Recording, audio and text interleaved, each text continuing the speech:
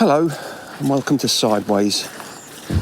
You know that little voice you hear inside your head that tells you can't do that, or that you're an idiot for making that mistake, or even that you're not worth anything? Well, this week we're talking about where it comes from, and how to tune out of it and into something more positive. There's also a ghostly marriage. Martin celebrates his sobriety anniversary.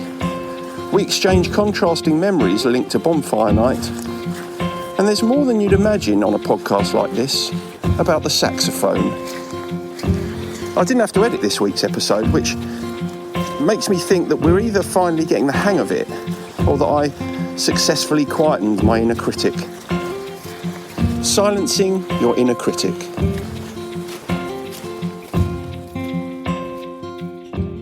Good morning to you.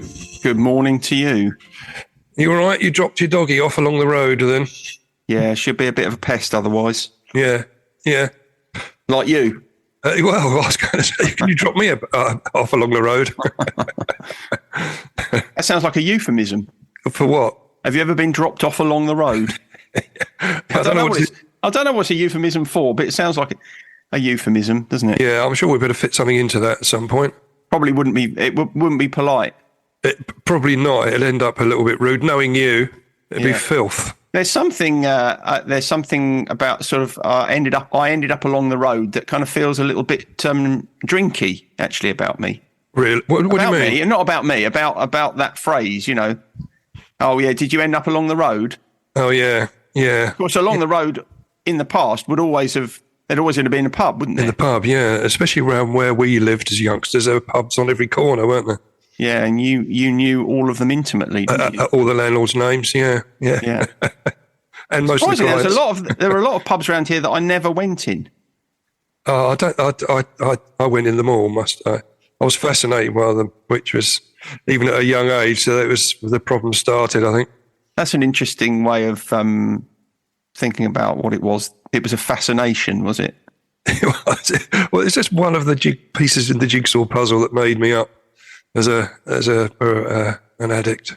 I suppose, I don't know if it's the same now, but I suppose as kids, there was always that mystique, wasn't there? If you walk past a pub and someone happened to be coming in or going out, and you kind of get a little glimpse through the door into this kind of world that you weren't allowed to enter. Yeah, it was. It was the smell as well that came out. Of cigarettes and alcohol. And sodden carpet. Sodden carpets. And it was there's often that. But it was just the bright lights. It's the bright lights and the way that the taps along the bar were lit up, sort of enticed you in. It did me anyway. Far too often. The flashing fruit machine. That wasn't so much a draw, but certainly the beer pumps were. Anyway. Interesting. Before we go too much further into nostalgia. I've done my notes this week on self-criticism. Oh, the inner critic. Because it's been on the list for a while. I think probably one of your suggestions some point, but it leads on nicely from last week's topic of self-reflection. It's an extension of that really, and it's something that often comes up in groups as we constantly heavily criticise ourselves in active addiction. And this can carry on and hijack our recovery if we're not careful. So it's an important topic. Very good.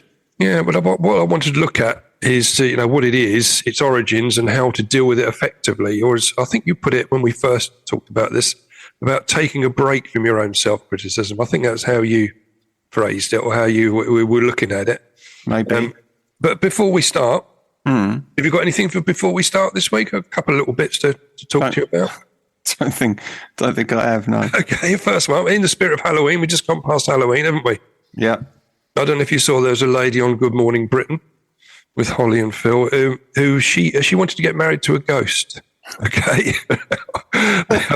Although she complained that she found it hard to get a venue to do the ceremony. Was it a specific ghost, or was it just any old? Was she prepared to wed any old ghost? No. It was a Victorian soldier that visited her regularly. He came into her bedroom most nights, I think. And Eduardo, apparently his name was. Eduardo? Yeah, not much of a Victorian name, really. Edward would have been fine, perhaps, but the O on the end. But perhaps the Eduardo was a pet name that she developed for him. Perhaps that's what it was. Yeah, after they'd known each other for some time. But yeah, she wanted to walk down the aisle with the guy, but apparently he could float down the aisle, surely. Apparently he was. He could be a bit offish sometimes. One time he didn't talk to her for a while. He sort of ghosted her for a week. Literally ghosted her.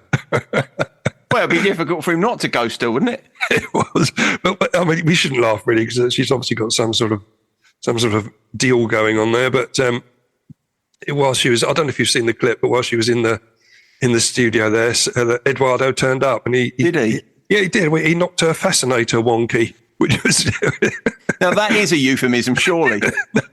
Well, she was getting married on that day on Halloween. That was it. Oh, and she found a venue to have. Well, I don't know where they were going to go afterwards. I think I think it felt a little bit awkward because I think you could hear some of the cameramen laughing and ridiculing her. Really, I think Holly and Phil did their best not to. But were there going to be a lot of guests at the wedding? A lot of his mates. Yeah, I was going to say it's like that television program Ghosts. You know, they'll all be sort of milling around in the background, but only she can see people that can actually see any of them. Yeah. I thought it was quite funny, and I thought it was quite. It was relevant to the time of year. Obviously. Of course, we don't know that it's there could be truth in it, couldn't there? Yeah, there could be. We can't possibly know, can we? No, I'm sort of presenting it in a mocking tone, but you're absolutely right. I should be a bit more respectful for the unknown. One thing that sort of worries me about that, and that is, so presumably she wanted to get married so that there would be it would be legal. I can't imagine she wanted to start a family with him because I'm wondering how the marriage would be consummated. Well, I mean, she did send it. He sort of sends shivers down her spine when he turns up. So I don't know, mate. I don't think well, it's not everything, though, is it? Sex, not everything. Absolutely right. No, it's just the companionship. I think that she was after. Is that what she was after? I think so. Yeah, I think so. Oh, well, good luck to her. I hope they have a very happy. Hope she has a very happy life with him, and he has a very happy death with her. Well, yeah. I suppose once she dies, they'll be joined on the other side, won't they? Yeah, for eternity. For eternity, yeah. So I hope she gets to divorce a ghost. I don't know, but it doesn't work out. Yeah, you might be seeing someone else on the other side, mightn't he? She'll never know. No. Anyway, moving on from that. Also, this week, well, no, it was 2 days ago actually. I had my 11-year anniversary, which suddenly sort of crept up on me, really, which was sort of strange because I was talking about it in groups yesterday. As time goes by, you forget these things. In the early days of recovery, each day, each hour is precious, and you cling on to it. And then after a while, it gets you get a bit more blasé about it. I only really noticed it when it came up on your memories on Facebook, which was so last year I'd actually posted on there that I was 10 years sober. So yeah, it's nice. It's a nice milestone to reach. Congratulations! Happy birthday! Thank you. How do you? So I suppose it's understandable, isn't it, that you would mark 10 years because 10 years is of that ilk, isn't it? It is. 10-year anniversary. Yeah. So how do you tend to celebrate the anniversary of sobriety in the recovery community? Well, I mean, obviously you don't go down the pub and get lashed up. No, we don't. No, but sometimes we will meet up. Certainly. At this stage in recovery, we don't tend to mark it particularly, but in the early days, in fact, we've got one coming up soon where we're all going to meet in a restaurant where we have a meal for someone's. They're celebrating their 2nd year of sobriety. So I presumably that point when you realise you're now 11 years sober, that is a lovely opportunity for self-reflection, isn't it? Yeah, it is. It works in nicely, doesn't it? Mm. And I just want to define self-criticism, if I can, and self-reflection. Or self-criticism. It's defined as the tendency to engage in negative self-evaluation that results in the feelings of worthlessness, failure, and guilt when expectations aren't met. And it was originally seen as particularly relevant to the development of depression.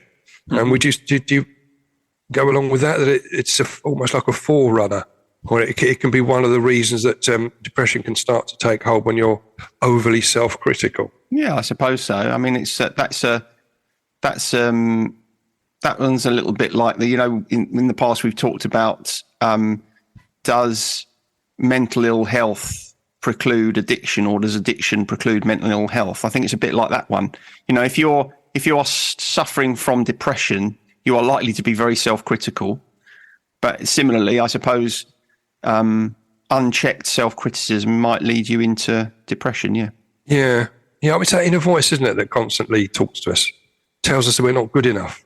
I mean, do you see it as a personality trait particularly, or is it? I always think the line that I always take when someone has a particularly vociferous inner critic is to talk to them about whose voice that is.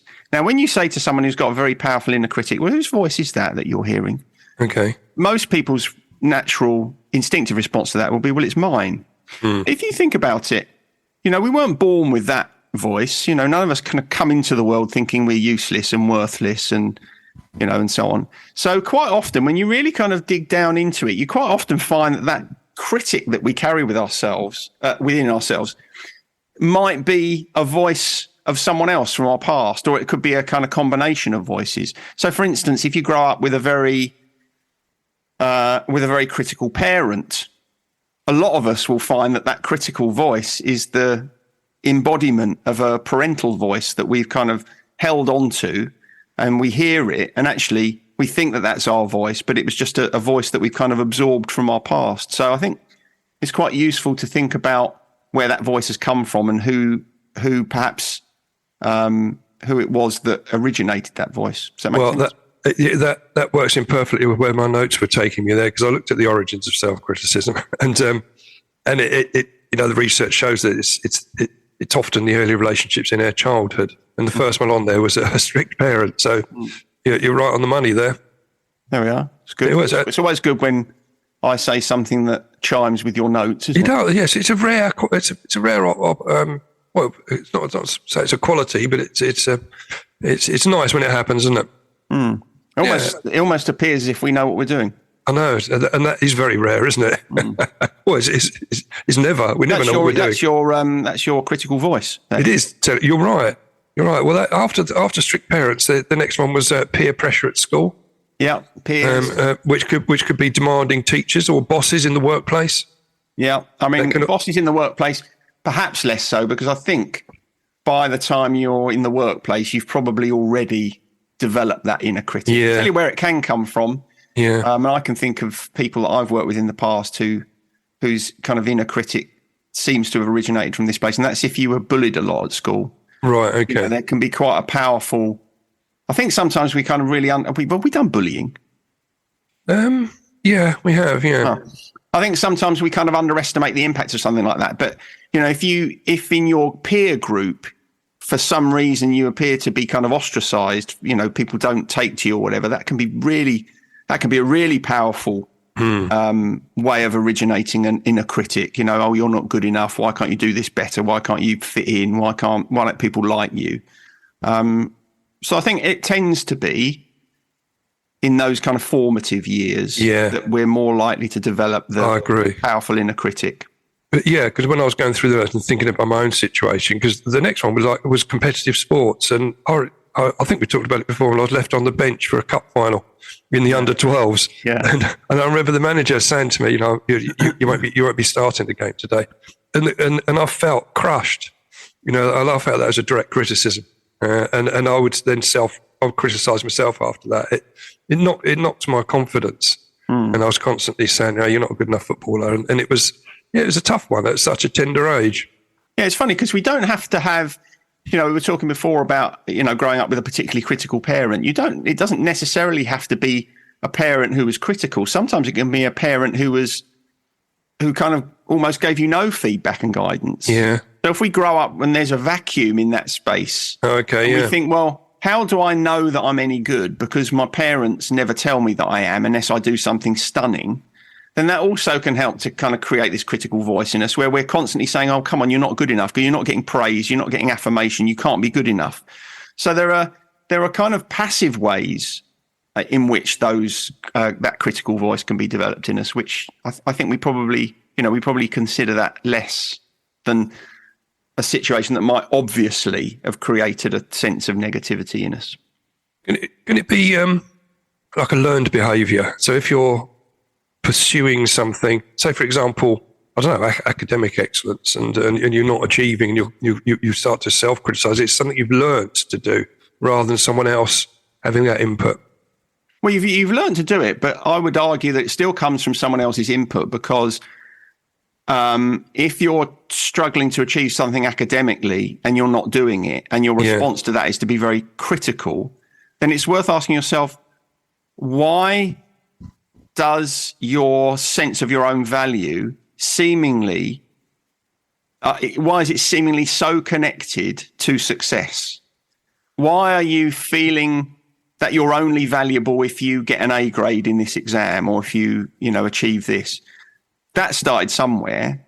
Why is it that we can't take a more kind of moderate view of success? Yes, I'm going to aim for an A, but if I get a B, it's not the end of the world. That's a kind of, if you're able to do that, the suggestion is that you've grown up in an environment where your quality as a person, your value as a person, is not directly related to achievement.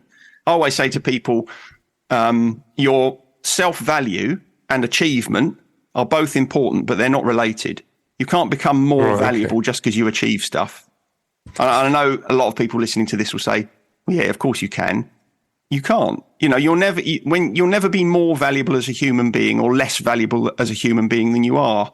And if you can really embrace that, then achievement then starts to be something that you strive for, but it doesn't become the be all and end all of everything. But I suppose we're going off into a different direction. We are really, yeah. And I think it's an interesting point we could develop further. It just, what sprang to mind when you were saying that was about, society would have those dictates upon us, and not just our own inner circle of family and friends. So, going back to the A grades and the B grades, society dictates if that's a success or not. It's thrust in your face. It's even on the telly, isn't it? When people opening up their grades and the joy of the people and they're seen as successful because they've got the grades to go to uni, and those that haven't, That's absolutely right. And you may be coming on to talk about this later, but when you start to think about ways in which you can moderate that inner critic, one of the ways you can do that is to recognize how much pressure we're under. Yeah. So quite naturally, some of that critical inner voice comes from the pressure we're put under by society. Yes, I agree. And it leads to self-doubt, I think, doesn't it? This self-criticism leads directly onto self-doubt. And there's a couple of examples that came up. One which I don't know you might identify with, sort of a toxic thought. When you're preparing to assemble some flat pack furniture, for example. Yeah. and you can doubt yourself. I mean, it's surprising. In my line of work, it's one of the websites that we go on to. If we're looking for a bit of work, you can go on. There's a whole list of jobs that you can bid for, and there's so many of them saying, "Can you come around and put my flat pack furniture together?" So it's something which is general rather than individual. So I know people have mentioned it, and I think you've mentioned it in the past, that it fills you with a bit of dread. But it seems a lot of people have that self-doubt before they open it up, or even before they order it. It's going to be out with the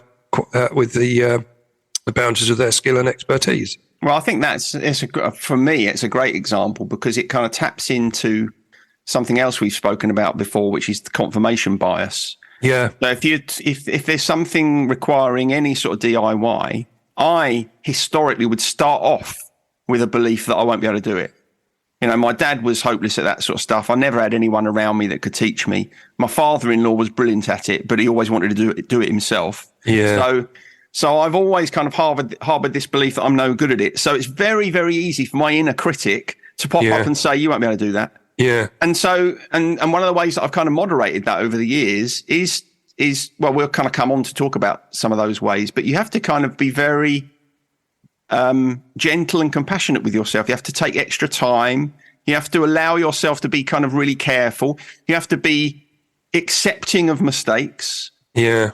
I've put a cupboard up before with the rear of it front to back. And of course, there's the famous story of my bathroom carpet. Yeah. Yes. We talked about before. We have, yeah. But yeah, that's, and moving on from that, something that, again, probably we can all relate to is the night before an exam or a test. You know, when you start to have doubts, don't you? You think you've put the work in, and then you say, oh, perhaps I haven't put enough work in. And it's a horrible time, isn't it? And that inner critic really gets to work on you. Yeah, and the other way in which that really grabs people is just before a driving test. Yeah. Because, you know, when you're learning to drive, obviously, just before you've learnt your test, you know that you're not the finished article, and there are kind of lots of things that you find challenging, and there's quite a lot of luck involved in that, isn't there? When you're taking there is, yeah. So I think if your inner critic pops up there and says, oh, you know, you're no good at parallel parking, or you can't reverse around the corner, if they still do that, then it really does start to undermine you, because you start to kind of focus on those negative thoughts rather than all of the things that you can do.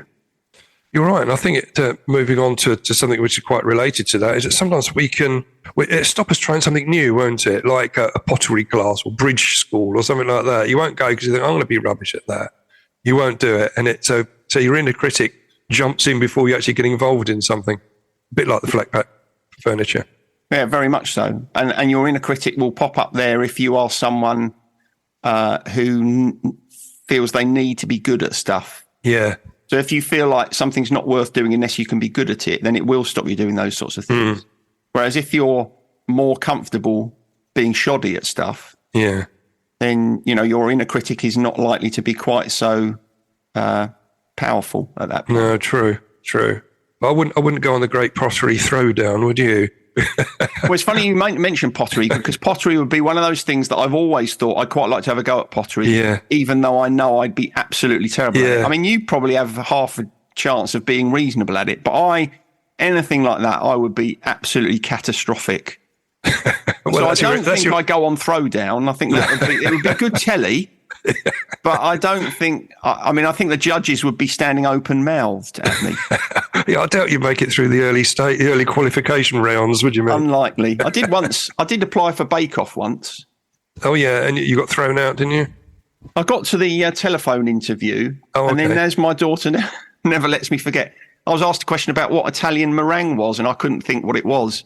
And I don't know whether that did for me or they just thought I was too boring, but I didn't get through. So there we are. Well, yeah. Well, that would have been good telly if you'd have got on there, I'm sure. Yeah, I don't like old Paul Hollywood though. He's a bit of a knob, isn't he? Well, they're all knobs on there, mate. As far as I'm concerned, it's a rubbish program. Just because you don't like cake. Well, I love cake. I don't know. I want someone else to bake it for me. That's fine. Anyway, how does this impact upon us, all this self-criticism? I just want to have a quick look at that, because it can cause mental health issues, can't it? You know, with this constant negativity. I think I've seen this come up in groups as well, where people get very critical about their appearance, and it leads to eating disorders and self-harm and that sort of thing. So it can be quite dangerous if we don't sort this out, really, can't it? Yeah, it's very debilitating, whether it's about your physical self or your behavior or, you know, who you are. It's very debilitating, and it's really, really difficult to overturn. Yeah. And part of the reason it's so difficult to overturn is because for most of us, we've carried it all of our lives. Yeah, I think there's a quick quote. I'm going to go back, so I was going to miss this quote out, but you've hit upon something. There's a quote that I came across, and it said, "Your identity shouldn't depend on your inner dialogue with yourself, but know that shaking off your self-critical thoughts is hard. It takes a lot of work, and sometimes you can't do it all alone." Which is where therapy and that comes in, doesn't it? It does, and I think it's probably it probably is related, or your success in a way is related to how you think about recovery from it. Yeah, I always think of silencing your inner critic as not really silencing it. It's not going to, you know, that voice is not going to suddenly stop. You're not suddenly going to stop saying those things to yourself. Yeah. But what you can do is you can hear them and not always listen to them. So, yeah, I know. Yeah, I can hear you. I know you're going to say that to me, but just pipe down because I'm going to do this anyway. You know, I think that is a much more realistic aspiration. So when that inner critic starts to compare you with other people, that never ends well, does it? You know, because it's going to hinder us, isn't it? Because there's always someone that you compare yourself to that is better at pottery, for example, that we're talking about earlier on. Exactly. Or in any aspect of life. Do you remember that pyramid I made in Pret-a-Manger with coffee stirrers? I do, yeah. It's when we've got a very powerful inner critic, we only think about the people who can do stuff better than we can. Okay, yeah. And we lose all of our context. We think, who's better than me? And we're kind of myopic in our focus on that. And we never think about either how far we've progressed or other people who can't, do the things that we do if it happens to be something, in the line of achievement. So when we lose our context, and that's what our inner critic does, it says, you're useless, you're at the bottom all the time, because that's where we put ourselves if we only ever think about people who can do things better than we can. Yeah. I do remember that pyramid. I'd forgotten the lesson you were putting across to me at that point, but that's a good reminder. I think that's the only theory I've ever come up with in all of my years as a practicing therapist, but, A very good one. Very good one. So I was looking at tips for overcoming this.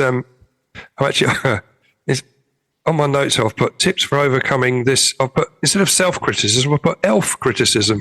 I mean, you can't go around criticising elves, can you? No, Elf is one of the best Christmas films ever made. With Will Ferrell. Exactly. Yeah.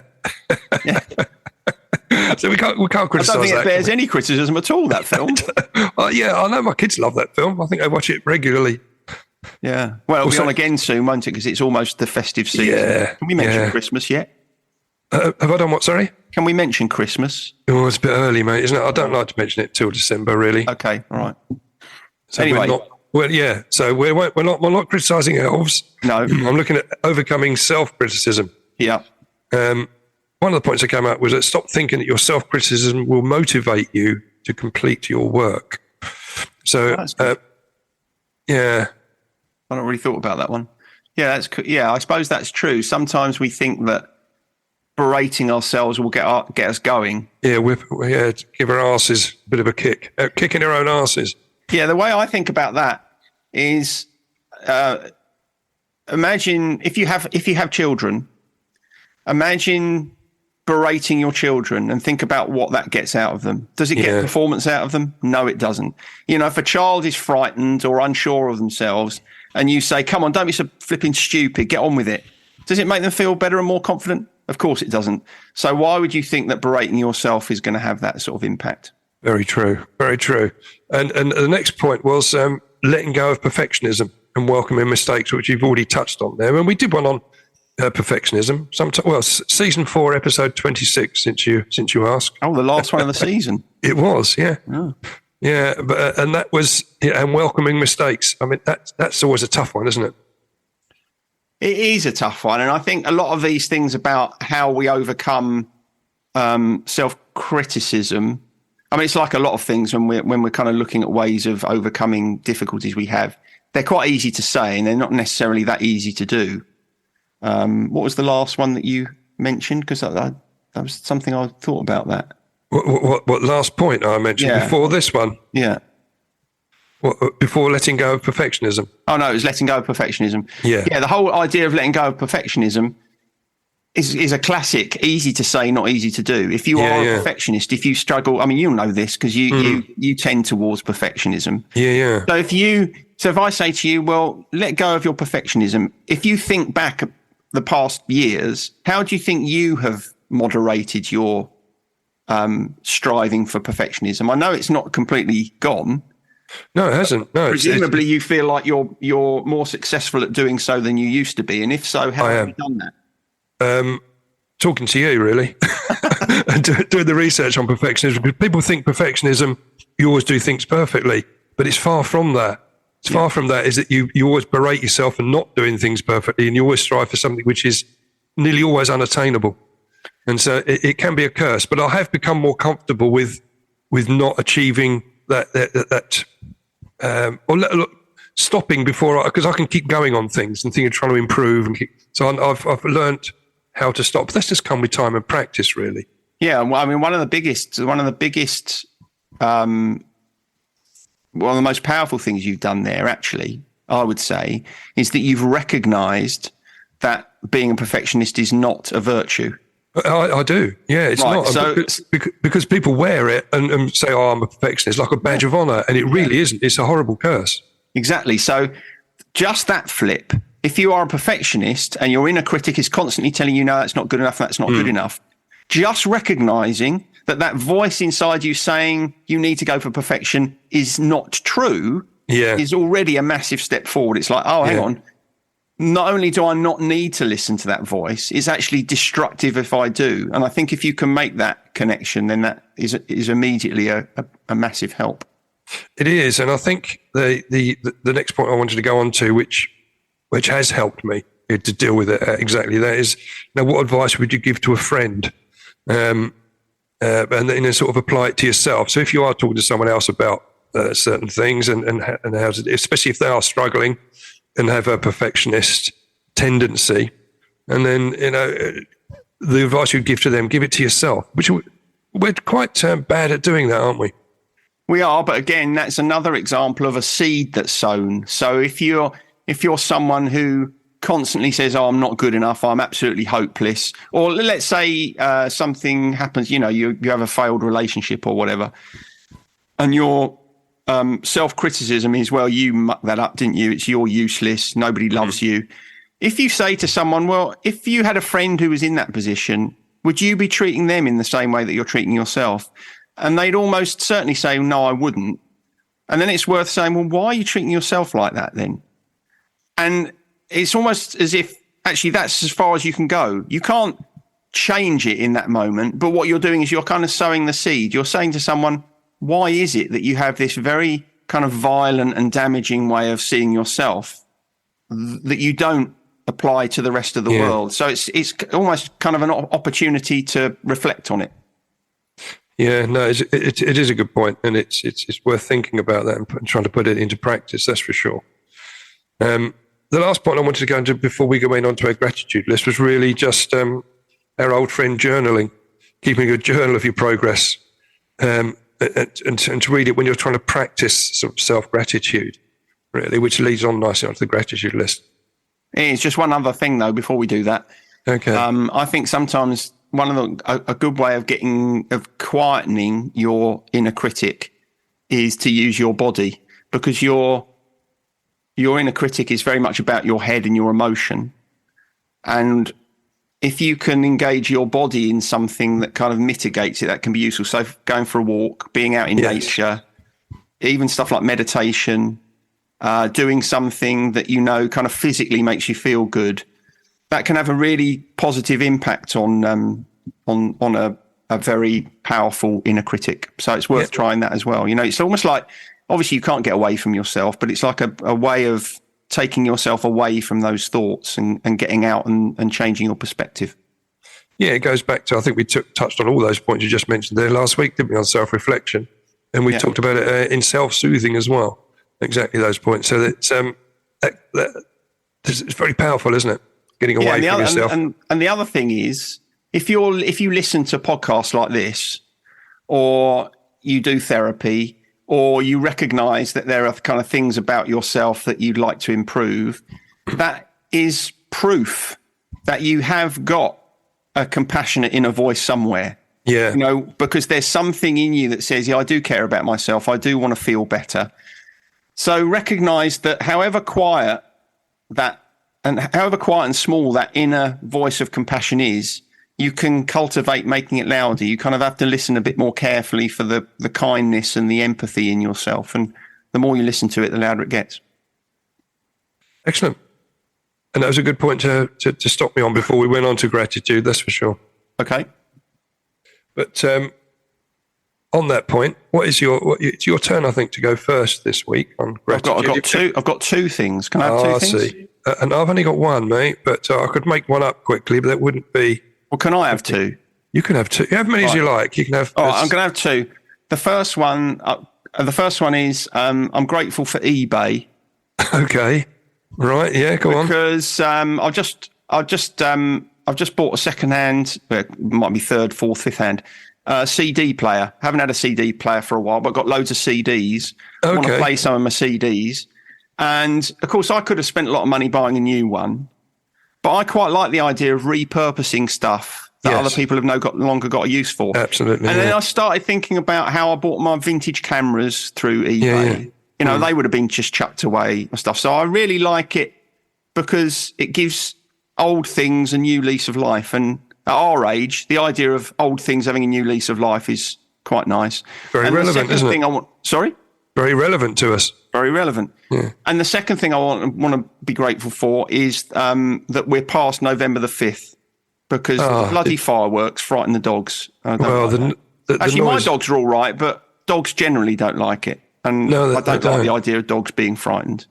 no, and you've only got to look at the posts people put on Facebook about their dogs being subjected to the horrific noise, and some of them are so loud that it's not necessary. The other thing is, in a cost of living crisis, how come we got money for flipping fireworks? I mean, it's literally burning money. It is, isn't it? Yeah, Outrageous. it is. I always see fireworks as the start of my new year of sobriety. Oh, that's nice. Yeah, like the Chinese have their own New Year. It's my own New Year. Very But nice. But I'd rather there weren't fireworks, I've got to say. Yeah, well, because of my the mum animals. died on November the 5th, so I always think people are celebrating the death of my mother. Oh, right, okay. Yeah, that's not so good, is it, mate? It's got a bit of a negative connotation. Yeah, not so good. Your go. Anyway, well, it leads on really. My gratitude list is another year sober. Well, you can't beat that, can you? Not really. No, I can't. I think I did have something else before I forgot. Again, I went back and redid my notes, some of it, because I suddenly remembered it was my anniversary. So that's quite nice, isn't it? Because actually what you're telling me is you're grateful for yourself because you've kept yourself sober for Yes. 11 years. I've had a lot of help, but yes. But that is the antithesis of self-criticism, Okay. isn't it? Mm-hmm. You've maintained sobriety for 11 years and you're grateful for the fact that you have pulled yourself through 11 years of sobriety. Yeah. You know, building your strength and resilience as you've gone. That is exactly what I mean when I talk about that kind of compassionate and empathic inner voice. That's what you've relied on all those years. I have, yeah. Yeah, and it's been a heavy critic of me for many years and still was in early recovery. It is a lot quieter now, got to say. Daysoftheyear.com. Yep. There's only a couple, there's only one, well, a couple I wanted to mention, really. The first one was National Saxophone Day today. You can't go wrong with that, can you?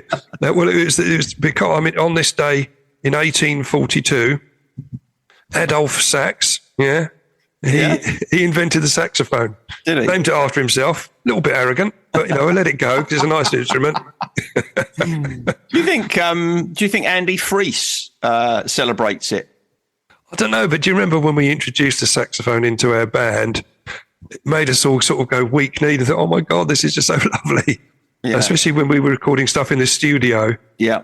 And it was, you just wanted it on everything, we had to get reined in because it was such a beautiful sound and it made the tracks, took them to a different level, didn't it?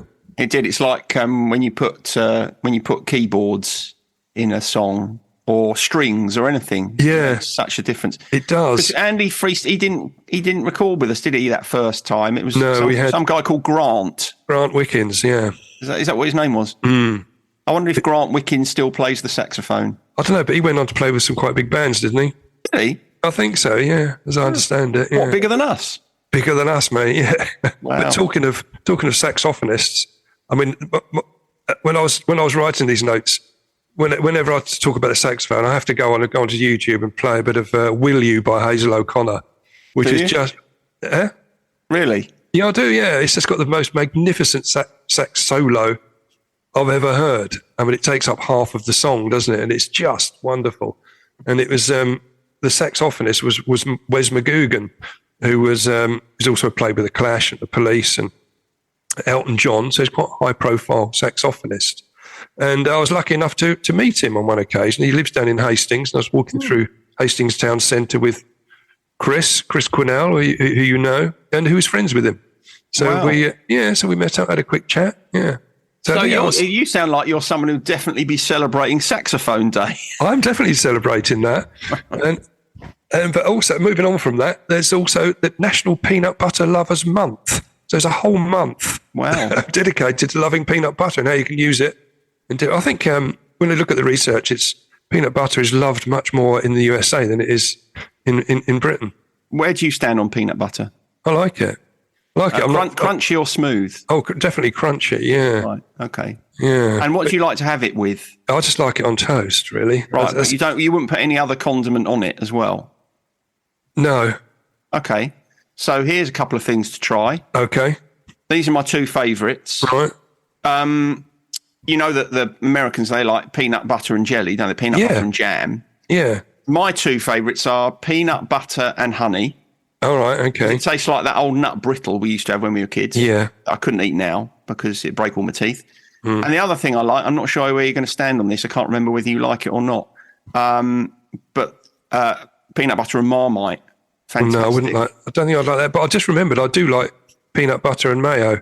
That's really nice. Or peanut butter and salad cream is lovely as well. Oh, that's disgusting. On toast. You're an animal.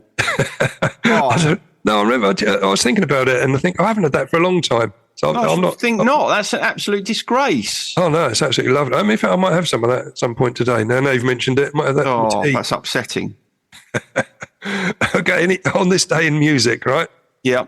Just a couple of points, really. 1993, Meatloaf was number one in the US with "I'd Do Anything for Love, but I Won't Do That."